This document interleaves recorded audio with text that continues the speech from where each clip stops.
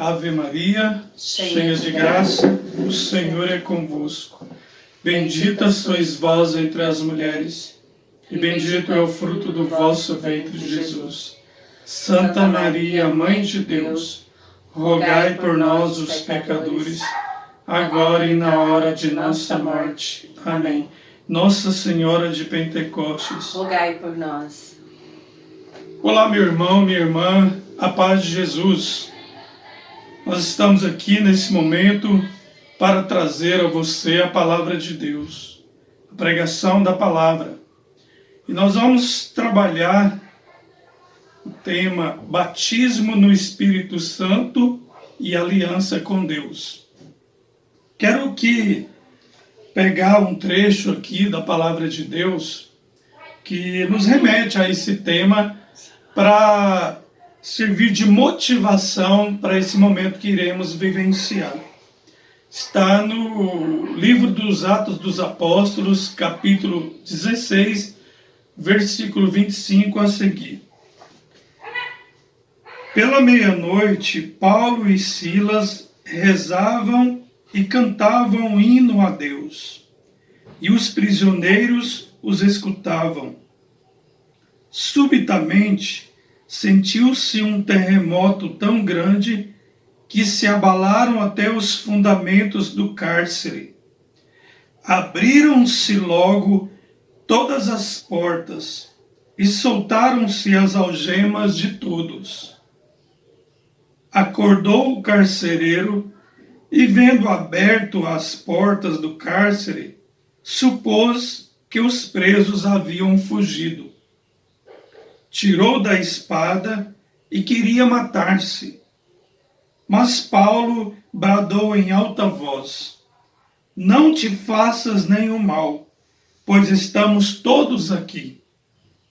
Então o carcereiro pediu luz, entrou e lançou-se trêmulo aos pés de Paulo e Silas. Depois os conduziu para fora e perguntou-lhes: Senhores, que devo fazer para me salvar? Disseram-lhe: crê no Senhor Jesus e serás salvo tu e tua família. Anunciaram-lhe a palavra de Deus, e ele e a todos os que estavam na sua casa. Então, naquela mesma hora da noite, ele cuidou deles e lavou-lhes as chagas. Imediatamente foi batizado ele e toda a sua família. Palavra do Senhor, graças a Deus. Meus queridos irmãos e irmãs, vou me apresentar. Meu nome é Newton César, sou casado com a Sandra, essa linda mulher que está aqui do meu lado. Eu faço parte do movimento da Renovação Carismática desde o ano de 1989. Nós frequentamos um grupo de oração que é na quinta-feira. Somos membros da Arquidiocese de Goiânia, da RCC Goiânia. Então, nosso grupo de oração é na quinta-feira, às 19h30. Você é nosso convidado a participar conosco. Vou deixar que a minha esposa se apresente também. Meu nome é Sandra, nós somos casados há 25 anos, 2 meses e alguns dias, e também participo da renovação há 30 anos, tá? Fazendo as contas antes de falar, 30 anos que eu participo da renovação.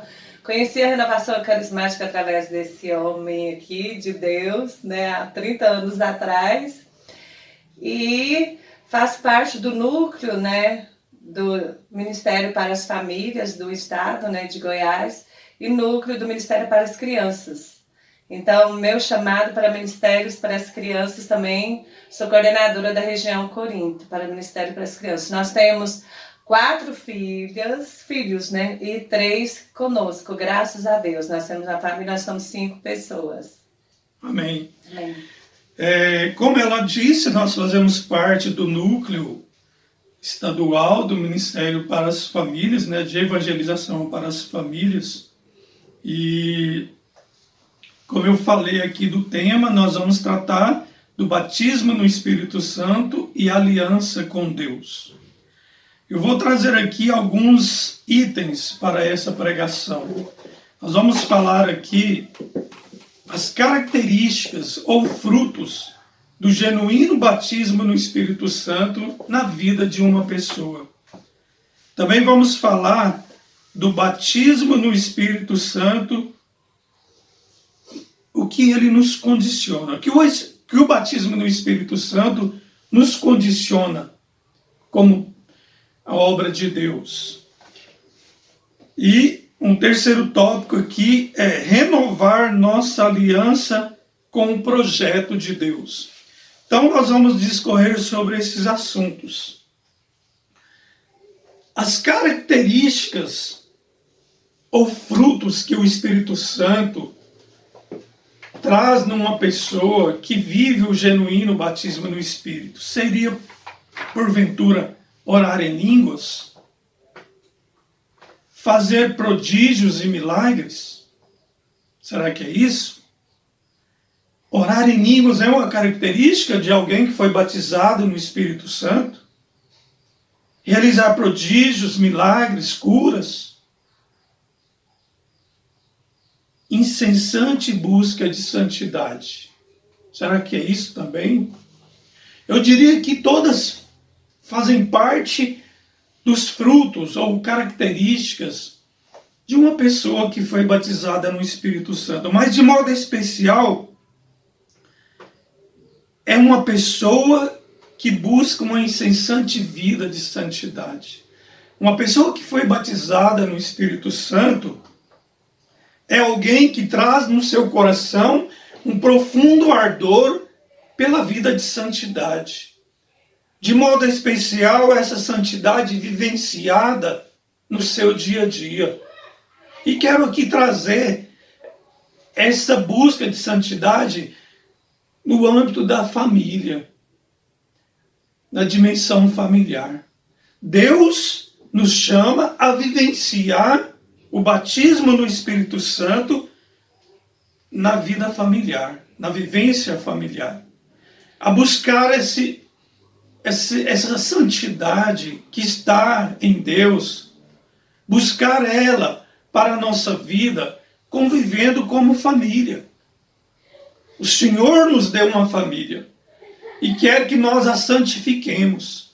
E é através do Espírito Santo que nós vamos chegar à plenitude da santidade, vivendo a vida familiar. Nós não podemos abrir mão disso, de viver a santidade em família. É o lugar especial, de modo especial para nós, para colocar em prática a nossa santidade, a nossa busca de santidade perante a Deus, junto com as pessoas que nós convivemos. Então, tudo isso é característica de alguém que foi batizado no Espírito. Mas alguém que foi batizado no Espírito jamais pode perder essa característica principal e fundamental, que é um homem ou uma mulher com um ardor profundo em viver a santidade. Que Deus nos abençoe nessa intenção, nessa busca de santidade, de modo especial, vivenciando isso na vida entre irmãos, na vida familiar. Batismo no Espírito Santo nos condiciona. O que é o batismo no Espírito Santo? Condiciona a nossa vida, nos capacita, nos dá a força, a graça, para que a gente possa praticar. Em primeiro lugar, o perdão. O batismo no Espírito, ele nos condiciona, nos dá a graça, a fortaleza para poder perdoar aqueles que nos ofenderam. Nós sabemos que no Evangelho, certa vez, Pedro questionou Jesus quantas vezes ele deveria perdoar o seu irmão quando seu irmão pecasse contra ele. E ele até sugeriu a Jesus: olha, Senhor, devo perdoar 7 vezes ao dia? Jesus disse a ele: olha, não te digo até 7 vezes, mas até 70 vezes 7. O que isso quer dizer? Que é preciso perdoar incondicionalmente, sem limites, perdoar sempre. Então, uma pessoa que foi batizada no Espírito Santo tem que ser alguém que tem o coração aberto à vivência do perdão, a perdoar aqueles que o ofenderam, a não guardar mágoas, não guardar ressentimento, a não ficar se fechando nos seus sentimentos, às vezes machucado, e se afastar de Deus. Porque a mágoa, o ressentimento, ela é um empecilho para a graça de Deus na nossa vida. Então, não podemos cultivar isso na nossa convivência familiar de modo especial. Não podemos ficar magoados, feridos e continuar assim por 1 dia, 2 dias, né? Não podemos. No âmbito familiar, tem que haver o perdão todos os dias. O esposo com a esposa, os filhos, né? Entre pais e filhos, entre irmãos, pai e mãe. Os filhos precisam perdoar os seus pais e suas mães, os pais também os filhos. De uma forma geral, no âmbito familiar, estou falando aqui do núcleo, né, específico que vive junto, mas no âmbito maior, toda a família, toda a nossa hierarquia familiar, nós não podemos ficar magoados. A gente vê casos aí de irmãos que ficam de mal uns com os outros, não conversam, né? Ficam trazendo consigo feridas, trazendo consigo mágoas antigas que não se resolvem. É preciso perdoar. Da mesma forma como Deus nos perdoa, Ele nos dá a ordem para que a gente perdoe também. Senão a gente não vai receber a graça de Deus na nossa vida. É uma condição para receber o Espírito Santo. Perdoar sempre. Então é uma das características de alguém que foi batizado no Espírito. Viver o perdão gratuitamente. Amar as pessoas incondicionalmente, com as suas diferenças individuais. Eu quero aqui pegar um outro texto aqui da palavra de Deus, que está em Colossenses, capítulo 3, versículo 12 e 13.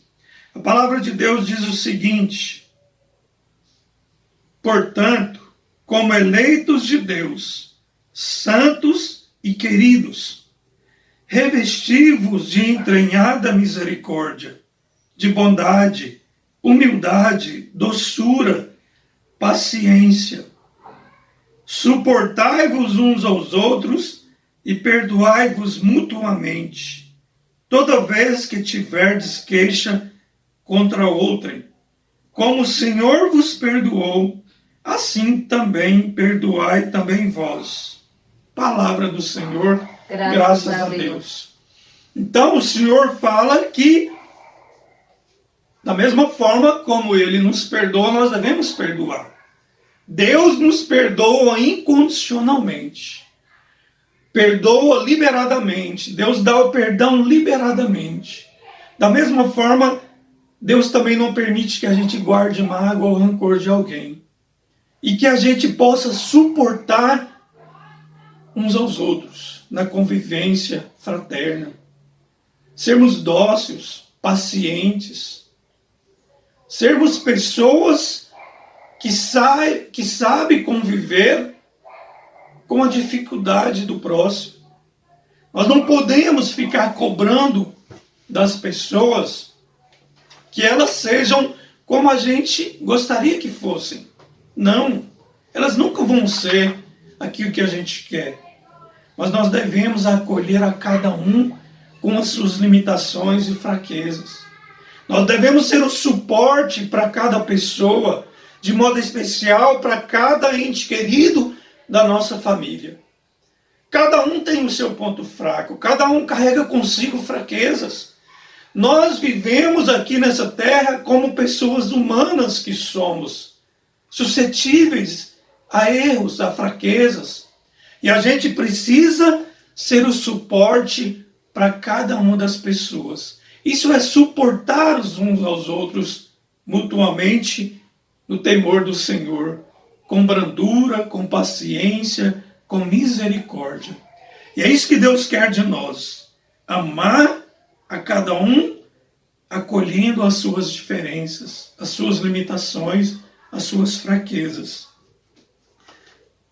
Outra situação, recomeçar todas as vezes que caímos. Deus nos chama a ser pessoas de esperança renovada. Não podemos desistir no meio do caminho, não podemos deixar que as limitações que trazemos conosco venham nos trazer também o desânimo. Não. O cristão é aquele que tem uma esperança viva. É aquele que sempre espera o melhor de Deus. É aquele que sempre espera mudanças. Se porventura nós cometemos um erro, ou fracassamos, ou ferimos, ou fomos feridos, a gente tem que, depois de cair, se levantar com aquele mesmo propósito primeiro e continuar firmes na graça de Deus. Continuar firmes no empenho da busca de santidade. Continuar firmes na busca da perfeição do nosso homem e mulher interior. Continuar firmes no propósito de Deus para o crescimento, para o progresso da vida familiar na graça de Deus. Nós não podemos desanimar. O cristão não é aquele que se desanima facilmente. Mas todas as vezes que se sentir assim, pedir a Deus a renovação da esperança, do batismo no Espírito, o dom da fortaleza, da coragem, da disposição. Então nós não podemos ficar parados, mas toda vez que a gente cair, recomeçar novamente. Comprometer-se com quem está do nosso lado. Nós precisamos nos comprometer com quem caminha conosco. Gente, nós precisamos estar atentos às necessidades da nossa família, de cada um dos membros da nossa família. Estar atento aos problemas que cada um está passando. Estar atento com aquilo que a pessoa que está do nosso lado está precisando. Nós precisamos ter uma atitude de servo, de servas de Deus. E o servo é aquele que se coloca à disposição do outro. O servo, a serva, é aquele incansável trabalhador que se coloca para servir. E nós devemos estar atentos e comprometer-se com quem está do nosso lado. Ajudar quem está do nosso lado. Fortalecer quem está do nosso lado.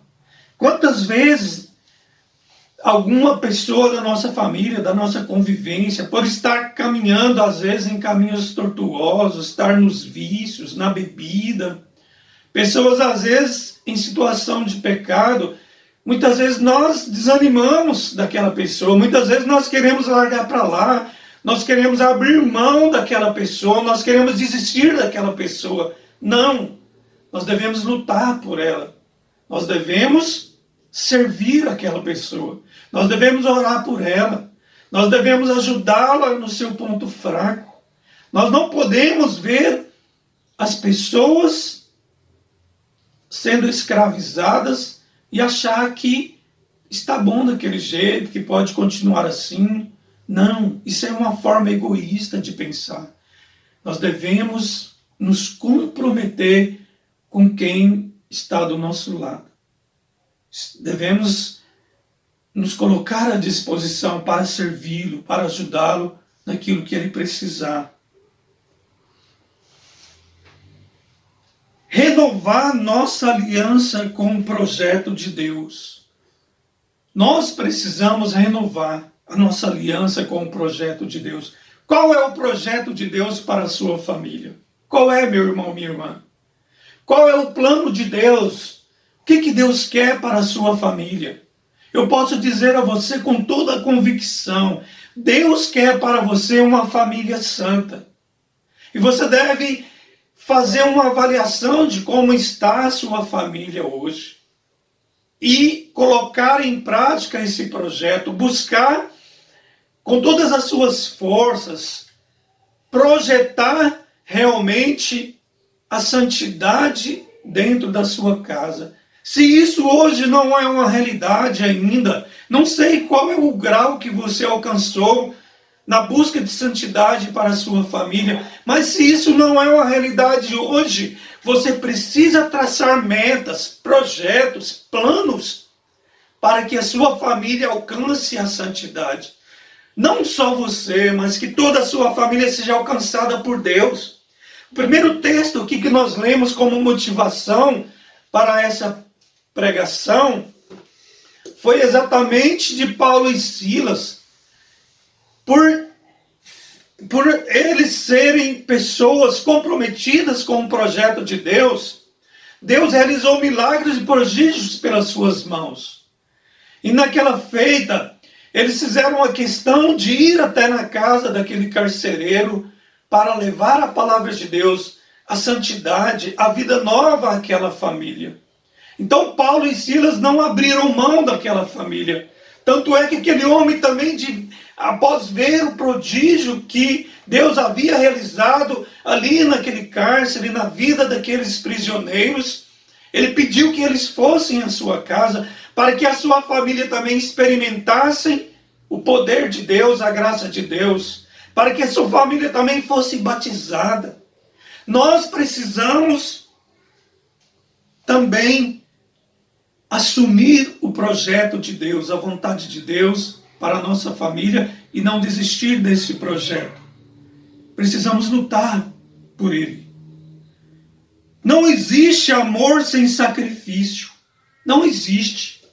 Não existe amor sem sacrifício. Amor verdadeiro é aquele que dá a sua vida, é aquele que se entrega. A maior prova de amor é aquela que Deus fala conosco no Evangelho de João, lá no capítulo 3, versículo 16. A maior prova do amor de Deus é que Deus amou de tal modo o mundo que ele entregou o seu Filho único, para que todo que nele crê não pereça, mas tenha vida eterna. Então, nós precisamos nos comprometer com o projeto de Deus, gastando a nossa vida, nos doando, abrindo mão de nós mesmos, da nossa vida, muitas vezes pensada de um modo particular, para uma vida em comum, para uma vida onde a nossa família esteja fazendo parte do nosso plano, do nosso projeto. Então, o nosso projeto ele precisa sair do âmbito pessoal e entrar no âmbito comunitário, no âmbito familiar. Nós precisamos realmente crer no projeto de Deus para a nossa família. E isso, muitas vezes, requer de nós a cruz, o sofrimento, a entrega da nossa vida, muitas vezes, padecermos dor, nos sacrificarmos para que a nossa família cresça, para que a nossa família seja alcançada pela graça de Deus. Vivemos em tempos difíceis. Nós vivemos uma atualidade onde a família é tida como que fracassada, onde o projeto da família muitas vezes é visto como um fracasso. Quantas famílias que nós conhecemos que fracassaram, que infelizmente ruiu, né? Como aquela chuva que veio numa casa edificada sobre areia e a casa ruiu e tudo acabou. Por quê? Porque não eram pessoas que tinham abraçado o projeto de Deus no âmbito da família. Não é verdade?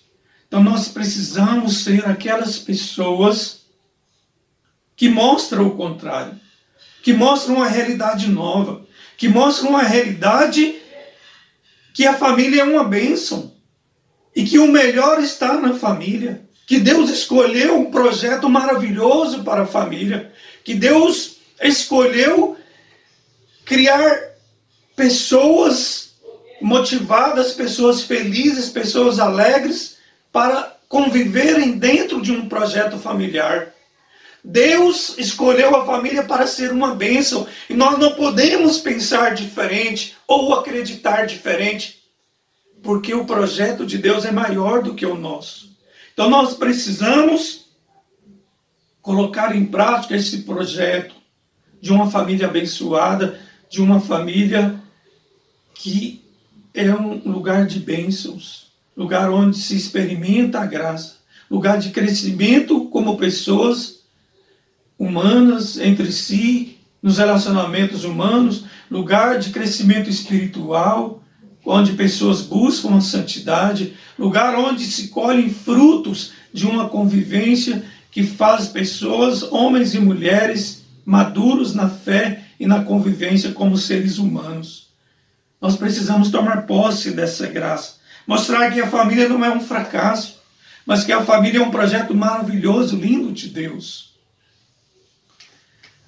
Nós vivemos numa cultura egoísta. Isso não cabe para a vivência familiar, onde cada um procura a sua felicidade particular, onde se eu estou bem não importa os outros. Não, o âmbito familiar não é para isso. Não é assim. Nós não podemos viver de forma egoísta. O cristão é aquele que vive no mundo de doação, no mundo de comunhão, no mundo de unidade. Nós não podemos viver no mundo egoísta. Não. A gente precisa ter a consciência que essa cultura egoísta, nesse mundo egoísta que nós vivemos hoje, uma cultura onde as pessoas não respeitam as outras, onde as pessoas só buscam os seus próprios interesses, onde as pessoas machucam, magoam as outras para se dar bem. Não, não é dessa forma que Deus quer. Deus quer um mundo fraterno, um mundo onde cada um de nós possamos nos consumir no projeto de Deus, que é dar a vida, assim como Jesus deu a vida por nós. Nós só vamos ter um amor fecundo, nós só vamos crescer nesse amor fecundo de Deus, no projeto de família, quando cada um morrer para si mesmo. Nós precisamos morrer para nós mesmos. E para encerrar minha fala aqui, eu quero pegar mais um texto bíblico aqui, do Evangelho de João. Evangelho de João, no capítulo 12, no versículo 24 e 25. Evangelho de João 12, 24 e 25. O Evangelho vai dizer para nós: respondeu-lhes, em verdade vos digo, se o grão de trigo caído na terra não morrer, fica só. Se morrer, produz muito fruto. Quem ama a sua vida, irá perdê-la. Mas quem odeia a sua vida nesse mundo, irá conservá-la para a vida eterna. Palavra da salvação. Glória a vós, Senhor. Assim como Jesus, nós sabemos que a morte de Jesus produziu muitos frutos para a humanidade. Através da morte de Jesus, toda a humanidade recebeu a graça da salvação. Toda a humanidade. Então, o grão de trigo morreu e gerou frutos abundantes. Na nossa vida também é assim. Nós precisamos morrer para nós mesmos. Muitas vezes fazer morrer os nossos sonhos, os nossos projetos, os nossos planos, que muitas vezes são egoístas. Fazer morrer as nossas vontades. Quantas vezes, para que a família seja abençoada, edificada, eu preciso morrer os meus sonhos particulares? Quantas vezes? Quantas vezes eu sonhei algo para mim de uma forma particular, mas que não convém mediante ao projeto de família. Então eu tenho que morrer para esse sonho, eu tenho que morrer para o meu projeto particular. Eu tenho que morrer para mim mesmo, para que a realização de um projeto particular morra, para que nasça um projeto em comum com muitas outras pessoas. E que, ao invés de um só ser beneficiado, muitos outros irmãos e irmãs sejam beneficiados. A família seja beneficiada, a família seja abençoada.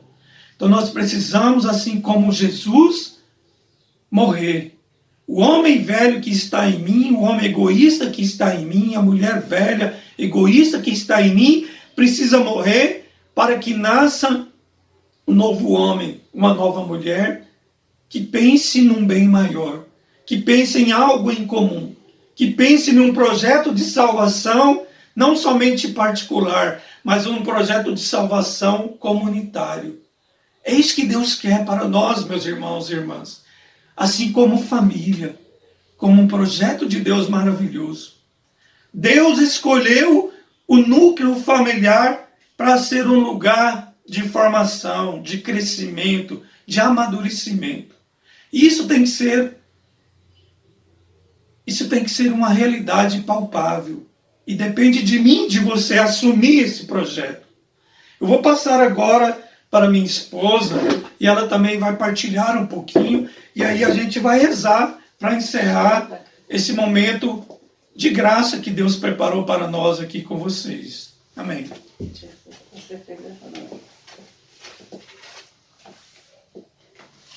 Bom, a primeira coisa que eu quero falar, e quero também que vocês também falem dentro dos seus corações, da sua mente e nas suas atitudes também, é que, vou falar, a minha família não é a mais santa, mas a minha família é a mais linda, é a mais agradável, é a que Deus escolheu para mim, para o meu esposo, para as nossas filhas, é a família mais linda. Você também fala aí na sua casa que a sua família, independente do que vocês passam, do que vocês vivam, é a família mais linda.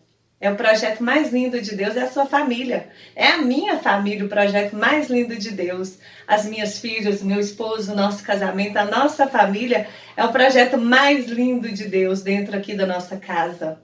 Porque a gente, como eu falei aqui, nós não somos perfeitos. Mas a gente procura viver a fé dentro da nossa casa. E é engraçado assim que eu tava, o meu esposo falando, e a gente vai imaginando, pensando muitas coisas, né? E eu penso assim, eu sou um pouco mais assim pro lado da vivência, né? E eu tenho assim observado que dentro da minha casa, meu esposo nos últimos anos tem esforçado muito para ser um esposo melhor. Em 2019, em dezembro, eu tomei algumas atitudes também de ser uma esposa melhor, de ser uma mãe melhor, de ser uma filha melhor, de ser uma patroa melhor, de dar o melhor de mim. Então, assim, e a gente recolhe os frutos sem estar cobrando tanto. Mulher é muito, assim, complicada. Nós somos mulheres, a gente quer ser elogiada, a gente quer, né, falar, nossa, hoje você tá bonita, nossa, você cortou o cabelo, ficou legal. Nós mulheres, nós necessitamos disso dentro da nossa casa. Então, assim, eu tenho notado muitos frutos, assim, desses anos pra cá do meu esposo. E eu lembrei até de uma homilia de um padre, que ele fala assim, que depois de certos anos de casado, no início o esposo pega na mão, né, e vai andando pela rua, e depois vai passando muitos anos de casado, o marido sai na frente, ainda olha para trás e fala para a mulher, vem pra mãe, né, vem pra mãe, anda logo. Então, assim, eu tenho colhido frutos, assim, do amor do meu esposo por mim, assim, do zelo dele. Eu até o último dia, que eu assim, observei bastante o zelo dele comigo, a gente foi fazer caminhada, e geralmente assim, ele corre, e eu ando, não consigo correr. Então assim, dessa vez ele me esperava e ficava junto comigo, não me deixou sozinha. Então assim, observando as mudanças que tem dentro da minha casa. Como eu falei, nós não somos a família mais santa, mas é a família mais linda. E também eu queria falar a respeito assim, dos altos e baixos. Dentro da nossa casa, nós temos muitas tempestades, com certeza. nós temos divergências entre eu e ele, entre nós e nossas filhas, nós temos muitas divergências dentro da nossa casa. Mas aí eu comparei a nossa família com a sua também, uma lagartixa. Uma lagartixa. Por quê?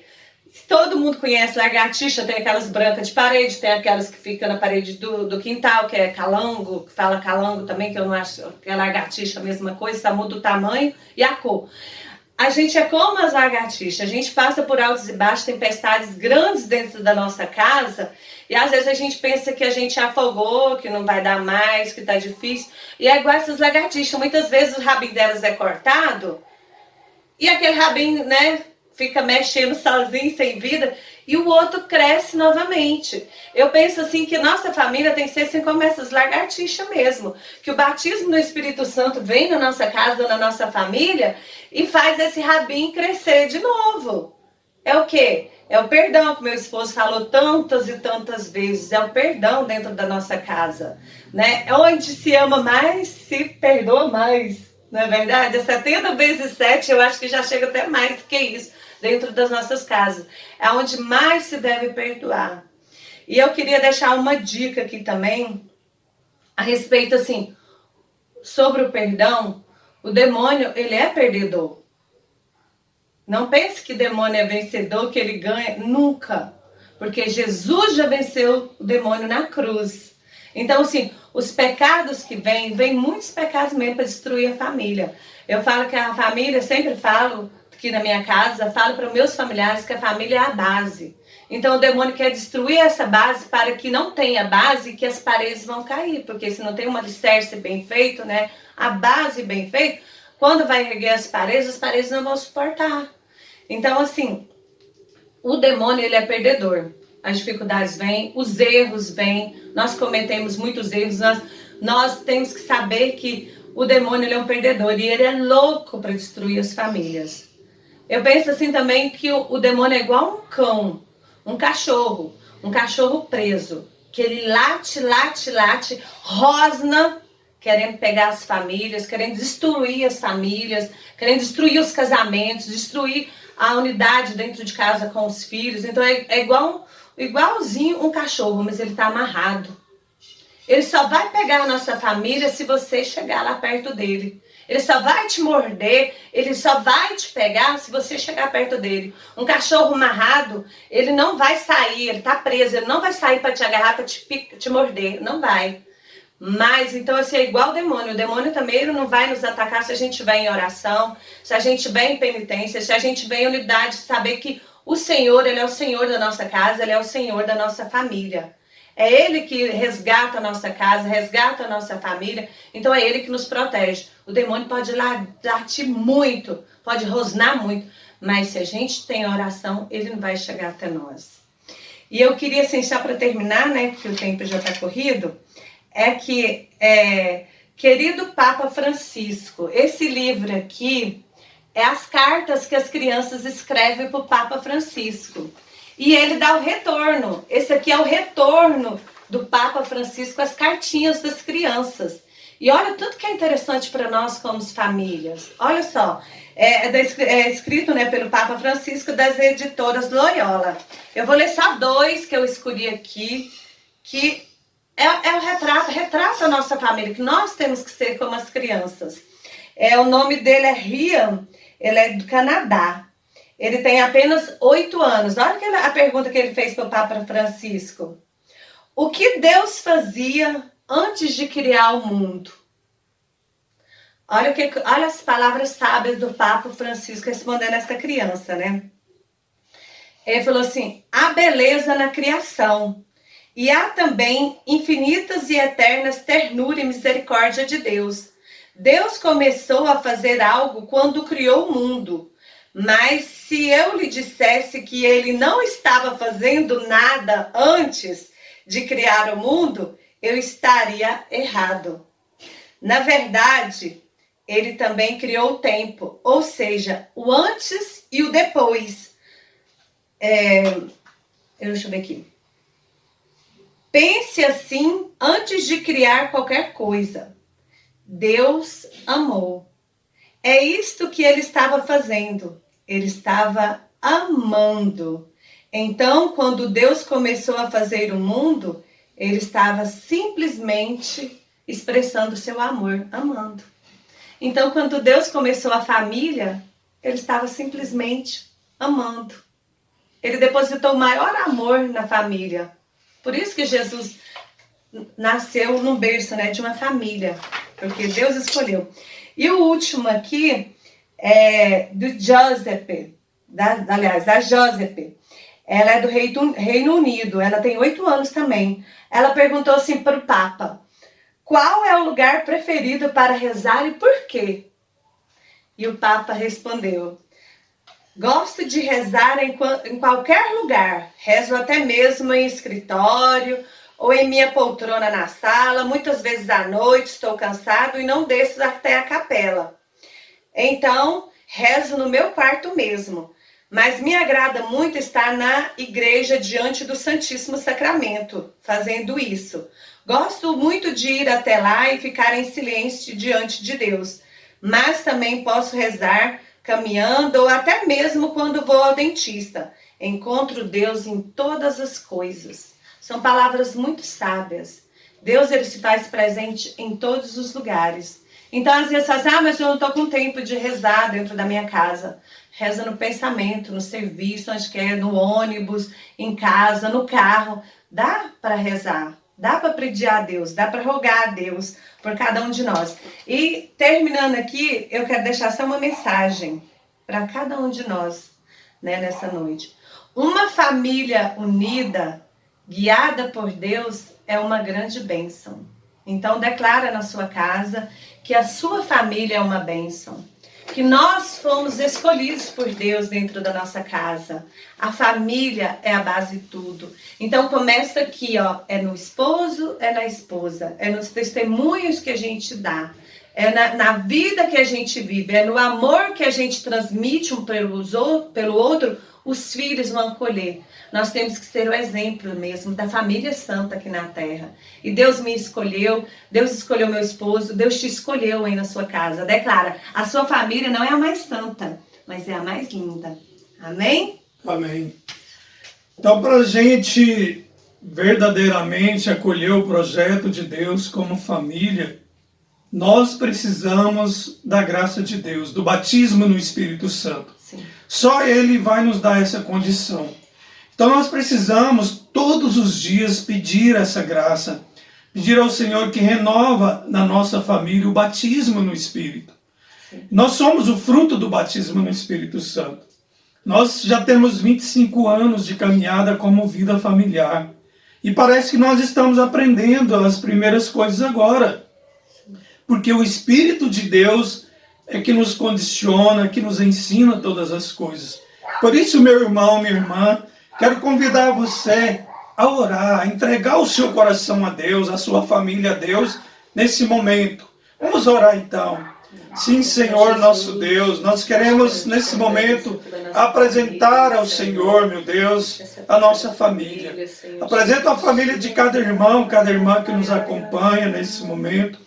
Queremos clamar o batismo no Espírito Santo, ó Deus, sobre todas as famílias. Sim, ó Espírito Santo querido, venha iluminar a mente, o coração de cada família. Queremos pedir ao Senhor que possa batizar cada membro dessa família com poder, com a graça, com a fortaleza e a inteligência do Espírito Santo, para que essa família, Senhor, seja capaz de aceitar e vivenciar na prática do dia a dia o projeto de Deus, o projeto, o lindo projeto de Deus para a família. Venha, Espírito Santo de Deus. Vem mesmo, em nome de Jesus nós te clamamos. Vinde sobre nós. Vinde nos dar o teu poder. Vinde nos dar as suas virtudes. Vinde renovar em nós, Senhor, a coragem, a determinação de ser uma família de Deus, de não desanimar do projeto de Deus para a nossa família. Nós te obrigado. pedimos, Derrama Senhor. sobre cada um que está nos assistindo Shiri a tua alabaricanta, graça. rimeri alahaba, O Espírito Santo de Deus possa resgatar os casamentos de grandes famílias. O Espírito Santo possa restaurar a sua casa, os seus filhos, seus familiares. Que o Espírito Santo possa realmente reavivar em seu coração a paz, a alegria, de você saber que a sua família é a família escolhida de Deus, de você saber que a sua família é linda, a sua família é a bênção do Pai, é a graça de Deus na vida da gente. Amém, Senhor, nós te louvamos. Meu irmão, minha irmã, não desista da sua família, seja ela qual for. Não desista. Esta é a sua família, foi a que Deus escolheu. Entenda o projeto de Deus nela e você vai colher muitos frutos de uma família abençoada. Você vai colher muitos frutos como aquele grão de trigo que depois de morrer nasceu germinando e dando muito fruto. Que Deus te abençoe. Peçamos a Nossa Senhora de Pentecostes que interceda pelas nossas famílias, interceda pela minha, pela nossa, pela sua família. Ave Maria, cheia de graça, o Senhor é convosco. Bendita sois vós entre as mulheres. Bendito é o fruto do vosso ventre, Jesus. Santa Maria, Mãe de Deus, rogai por nós, pecadores, agora e na hora de nossa morte. Amém. Nossa Senhora de Pentecostes, rogai por nós. Jesus, Maria e José, nossa família vossa é. Em nome do Pai, do Filho e do Espírito Santo. Amém. Deus abençoe. Amém.